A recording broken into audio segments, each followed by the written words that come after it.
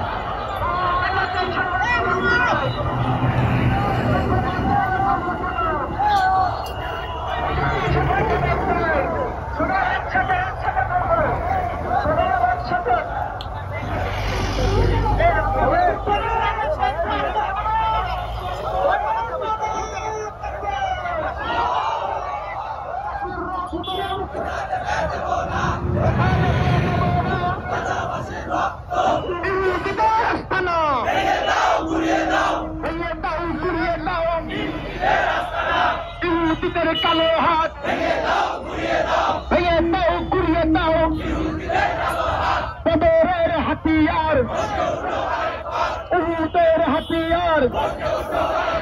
ফিলিস্তিনে হামলা কেন? জাতিসংঘে জবাব চাই।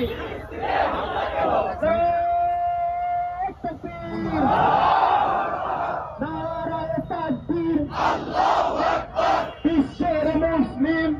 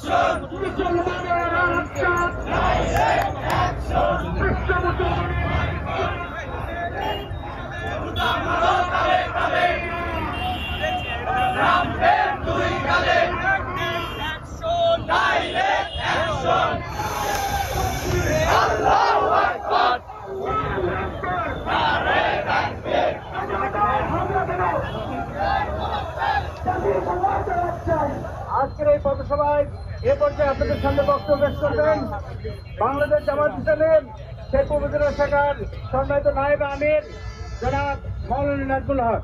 আসসালামু আলাইকুম ওয়া রাহমাতুল্লাহ। সম্মানিত ভাইরা, আপনারা জানেন প্রায় 1.5 বছর হলো ইসরায়েল অন্যায়ভাবে ফিলিস্তিনের মুসলমানদেরকে একের পর এক হত্যা করছে, বোমা মেরে তাদের বাড়ি ঘর ধ্বংস করে দিয়েছে এবং 50,000-এর অধিক ফিলিস্তিনের মানুষকে হত্যা করা হয়েছে। এর মধ্যে প্রায় 19,000 শিশু তাদেরকেও হত্যা করা হয়েছে। আজকে আমরা তার এই হত্যার তীব্র নিন্দা জানাই। আজকের এই সমাবেশ থেকে আমরা বলতে চাই, ইসরায়েল যুদ্ধ বিরতি করেছিল, যুদ্ধ বিরতিটা ছিল একটা ছলনা। এই সুযোগে রাফাহ শহরকে ধ্বংস করে দেওয়া হয়েছে। এখানে 1 লক্ষের অধিক মানুষ বসবাস করে, সেখানে হত্যা করে তাদের বাড়িঘর মাটির সাথে মিশে দেওয়া হয়েছে। আজকে আমরা এই সমাবেশ থেকে জাতিসংঘের কাছে জোর দাবি জানাই, ইসরায়েলকে কোন অপরাধ হত্যার অপরাধী সাব্যস্ত করে বিচার করতে হবে।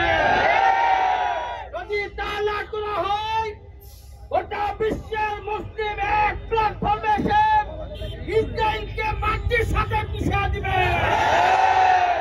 আমরা বলতে চাই, যত দ্রুত সম্ভব আমেরিকা এবং জাতিসংঘ সম্মিলিতভাবে ফিলিস্তিনের মুসলমানদেরকে হেফাজত করেন।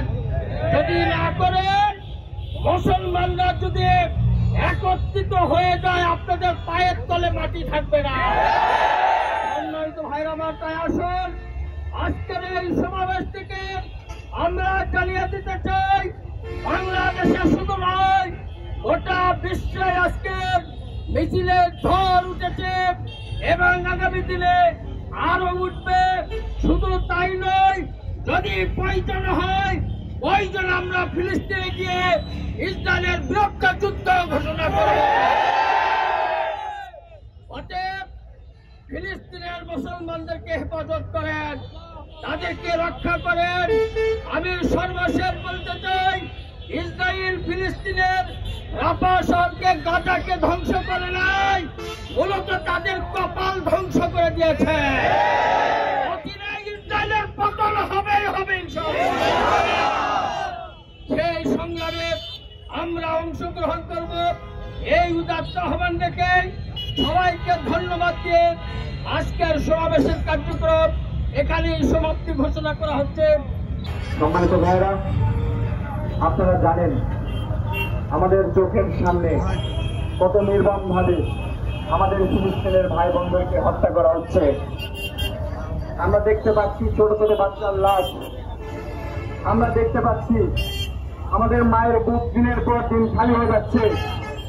আর আমেরিকা আমাদেরকে মানবাধিকারের সনদ দেয়, অথচ ফিলিস্তিনের ব্যাপারে তারা নিষ্ঠুর। আমরা ছাত্র জনতায় স্পষ্টভাবে বলতে চাই, ইসরায়েলকে তার উপযুক্ত জবাব দিতে হবে। ইসরায়েলের ব্যাপারে কোন আপোষ চলবে না।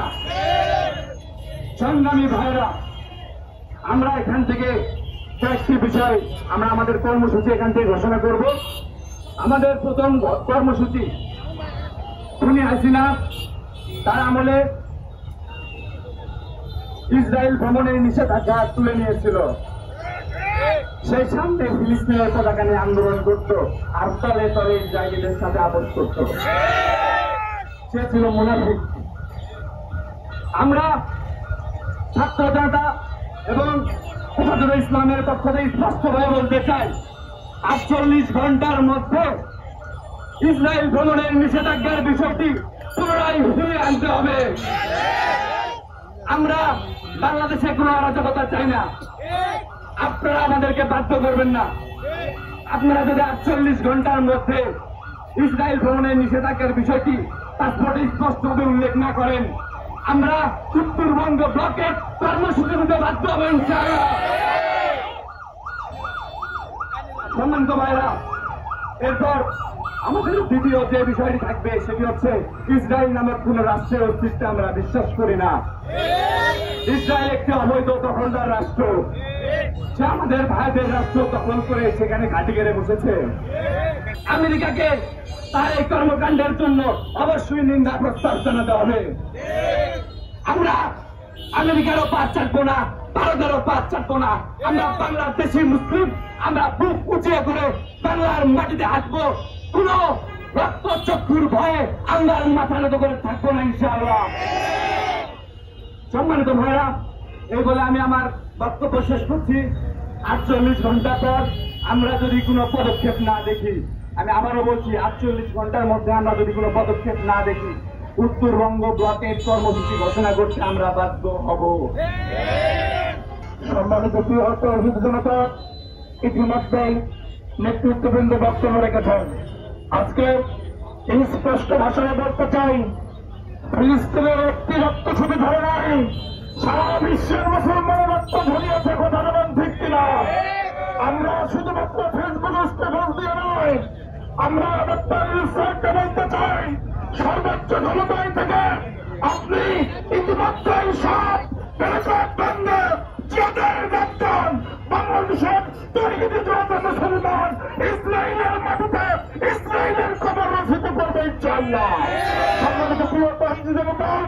আসেন আমরা আমরা এত ৭৭ কিলোমিটার দূর থেকে শুধু এতটুকুই বলতে চাই, আমরা পাহাড় খুলে দেওয়া শুধু দেওয়ার চাই না নয়, আমাদের একটি মনের আহ্বানী লক্ষ কোটি মানুষের সেই শহীদ তামান্নার রক্ত ঝরা নিয়ে আজকে দাঁড়িয়েছি। আজকে ছাত্রদের শুনে বলতে চাই, ৪৮ ঘন্টার মধ্যে যদি বাংলাদেশের বর্তমান ইসরায়েলের